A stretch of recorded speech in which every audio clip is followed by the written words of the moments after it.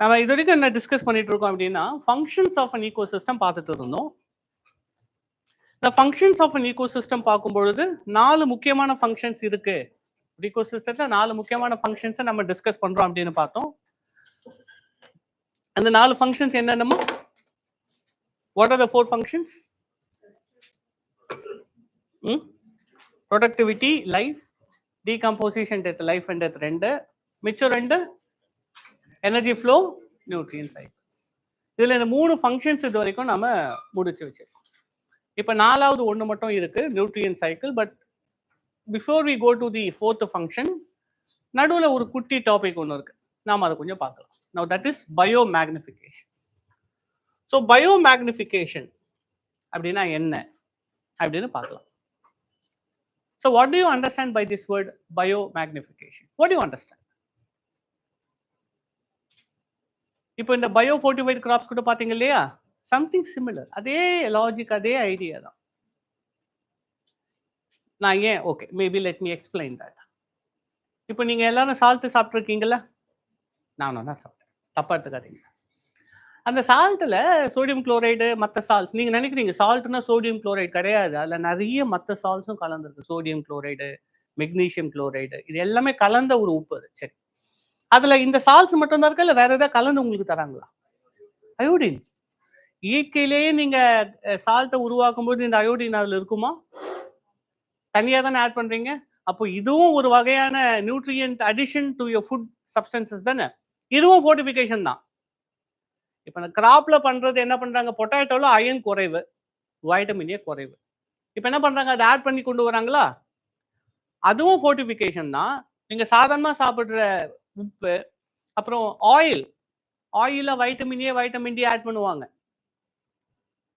அதுவுமே ஃபோர்ட்டிஃபிகேஷன் தான். ஆனா என்ன வித்தியாசம் தெரியுமா?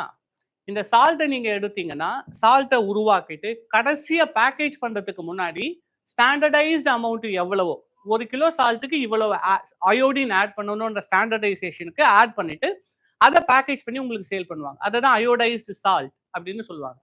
இது நல்லா கவனிக்கணும். உணவுப் பொருள் தயாராகி விட்டது, it has been already completed, salt உருவாயிடுச்சு.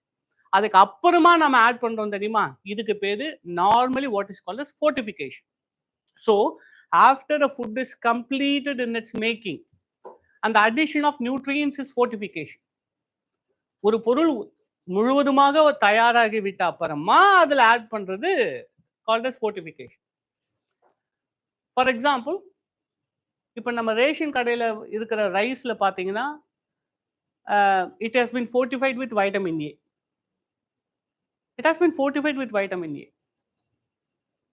சில வெள்ளை அரிசி, சில ரேஷன் அரிசிலாம் சம் பிக்சர்ஸே வந்திருக்கும், பிளாஸ்டிக் அரிசின்னு சில கிளைம் பண்ணுவாங்க. வெள்ளை கலர் வேற மாதிரி இருக்கு, டெக்ஸ்டர் வேற மாதிரி இருக்கு. அது கிடையாது. அரிசி மாவை எடுத்து, இப்போ 1 கிலோ அரிசி உங்களுக்கு ரேஷன் விற்கிறாங்கன்னா, அவங்க எப்படி ஸ்டாண்டர்டைஸ் பண்ணியிருப்பாங்கன்னா, அதில் ஒரு 100 கிராம் அரிசி எடுத்து மாவாக்கி, அந்த மாவோட வைட்டமின் ஏவை கலந்து திரும்ப அரிசி பெல்லட் மாதிரி உருவாக்கி அதை உங்களுக்கு தராங்க. அப்போ அதை பார்க்கறதுக்கு பிளாஸ்டிக் ரைஸ் மாதிரி இருக்கும். அது பிளாஸ்டிக் ரைஸ் கிடையாது, சும்மா அது இட் வாஸ் மியர் ரூமர். இப்போ என்ன, அரிசி ஏற்கனவே உருவாயிடுச்சு இல்லை, அதில் தானே வைட்டமின் ஏ ஆட் பண்ணுறோம். இதுக்கு பேர் ஃபோர்ட்டிஃபிகேஷன். ஆனால் உணவு தயாரிக்கும் பொழுதே அந்த நியூட்ரியன்ஸ் ஆட் ஆகுதுன்னா, உணவை தயாரிக்கிறவங்க அதை ஆட் பண்ணணுமா? நமக்கு உணவை யார் தயாரிக்கிறா? Graphs, plans. அதுக்கு பேர். அப்போ இல்லை, பிளான்ஸ் உயிரோடு இருக்கும்போது தானே அந்த ப்ராசஸ் நடக்குது. அப்போ பயோன்ற வேர்ட் ஆட் ஆகுது பாருங்க. ஸோ பயோ ஃபோர்ட்டிஃபிகேஷன் என்னன்னா, it is the addition of nutrients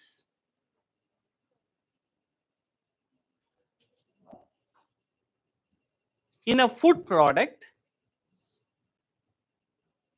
during the biological process of its production. அந்த பொருள் உருவாக்குது இல்லையா, during the biological process of its production. அந்த செடியே அந்த பொருளை உருவாக்கும் பொழுது அந்த செடியே என்ன பண்ணோம்னா தேவையான எக்ஸ்ட்ரா நியூட்ரியன்ஸை ஆட் பண்ணும். இதுக்கு பேர் பயோ ஃபோர்ட்டிஃபிகேஷன். ஸோ கம்ப்ளீட் ஆனப்புறம் ஆட் பண்றது ஃபோர்ட்டிஃபிகேஷன், அது தயாராகும் போது ஆட் பண்றது பயோ ஃபோர்ட்டிஃபிகேஷன். இதற்கும் நிறைய எக்ஸாம்பிள் சொல்லலாம். கோல்டன் ரைஸ் அப்படின்ற ஒரு ரைஸ் இருக்கு. இப்போ ரேஷன் கடையில் பிடிஎஸ்ல என்ன பண்றாங்க, வைட்டமின் ஏ பண்றாங்களா, இது ஃபோர்ட்டிஃபிகேஷன். பயோ ஃபோர்ட்டிஃபிகேஷன் எப்படின்னா, எக்ஸாம்பிள் கோல்டன் ரைஸ். இந்த கோல்டன் ரைஸ் எப்படின்னா, அந்த ரைஸ் வெரைட்டியை ஜெனட்டிக் இன்ஜினியரிங் பண்ணி அந்த வைட்டமின் ஏ அதுல தானாகவே உருவாவதற்குரிய வழிமுறைகளை செய்யறது தான் பயோ ஃபோர்டிஃபிகேஷன்.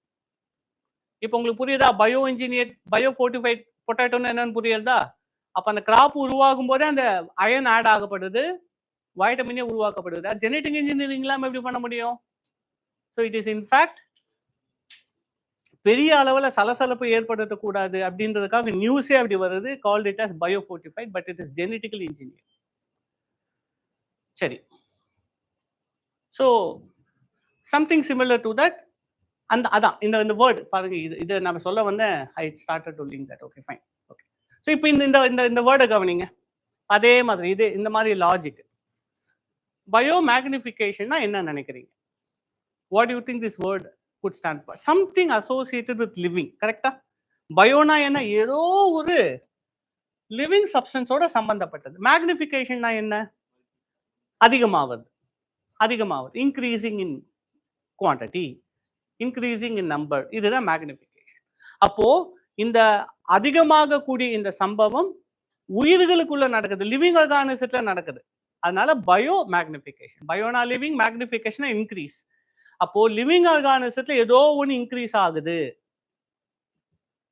ஸோ இந்த கான்செப்ட் தான் we are going to discuss in this biomagnification. இதுல இன்னொன்னு என்ன நீங்க புரிஞ்சுக்கணும்னா, பயோமேக்னிஃபிகேஷன் அப்படின்றது இரண்டு ப்ராசஸ் இதுக்கு முன்னாடியே ஒன்று நடக்கும்.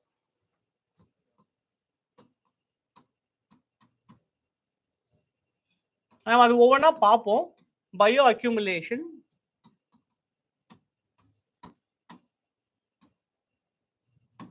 பயோ கான்சென்ட்ரேஷன், இதனுடைய அடுத்த மூன்றாவது நிலை தான் bio magnification. It's a kind of ஏதோ ஒன்று நடந்துட்டே இருக்கு.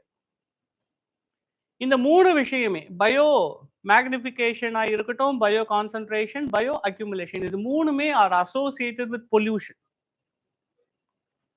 இது மூணுமே பொல்யூஷன்ல சம்பந்தப்பட்ட ஒரு கான்செப்ட்.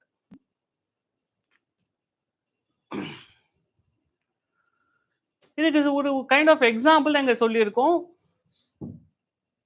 வல்கோனோல இருந்து மெர்க்குரி வருது, தண்ணியில கலந்துருக்கு. அந்த தண்ணியில இருக்கிற மெர்க்குரிய இந்த krill எனப்படக்கூடிய ஜூ பிளாங்டான்ஸ் அவங்க அதை சாப்பிடுறாங்க. இந்த krill அப்படின்றது பார்த்தீங்கன்னா உலகம் ஃபுல்லா பரவி இருக்கக்கூடிய சின்ன சின்ன animals, small floating animals krill.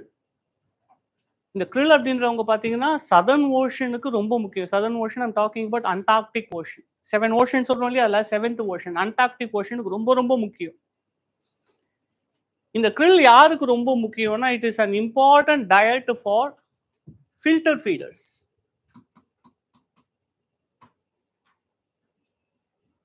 Example like blue whale, baleen whale, இவங்களுக்கெல்லாம் இவங்க ரொம்ப முக்கியம். இந்த மாதிரியான திமிங்கலங்கள் என்ன பண்ணுவாங்கன்னா, சின்ன சின்னதெல்லாம் பிடிச்சல அவங்க சாப்பிட முடியாது. அவங்க என்ன பண்ணுவாங்க, வாயை பெருசா திறந்துட்டு அப்படியே தண்ணியில போவாங்க. முன்னாடி என்னென்னலாம் மாட்டுதோ கபலீகரம் பண்ணிடுவாங்க. It just cos inside. இதுல முக்கியமான ஒன்று, அது இன்ஃபேக்ட் என்னன்னா, ஃபில்டர் ஃபீடர்ஸ் இருக்கு இல்லையா, அந்த தண்ணியை முழுங்கும் போது they have a special filter in the sides. உள்ள போற தண்ணி சைட்ல போகும். அப்ப தண்ணியில இருக்கிற உயிரினங்கள் எல்லாம் அந்த ஃபில்டர்ல ஃபீட் ஆயிட்டு அதை தான் அவங்க சாப்பிடுவாங்க. புரியுதா? இங்க சைட்ல ஃபில்டர் இருக்கும், இங்க சைட்ல ஜில்ஸ் இருக்குமா, உள்ள போற தண்ணி இப்படி சைட்ல போகும்போது தண்ணியில இருக்கிறதெல்லாம் ஃபில்டர் ஆயிட்டு அதை தான் சாப்பாடா சாப்பிடுவாங்க. டீ ஃபில்டர் மாதிரி 2 டீ ஃபில்டர் இங்க சைட்ல இருக்கும். இதுதான் உங்களுடைய பிரைமரி டயட். இது யாருன்னா krill. So krill is an important keystone species. நம்ம அதுக்கப்புறம் கொஞ்சம் கொஞ்சமா அது பின்னாடி பார்ப்போம். keystone species. krill is a keystone species in the southern ocean. Keystone.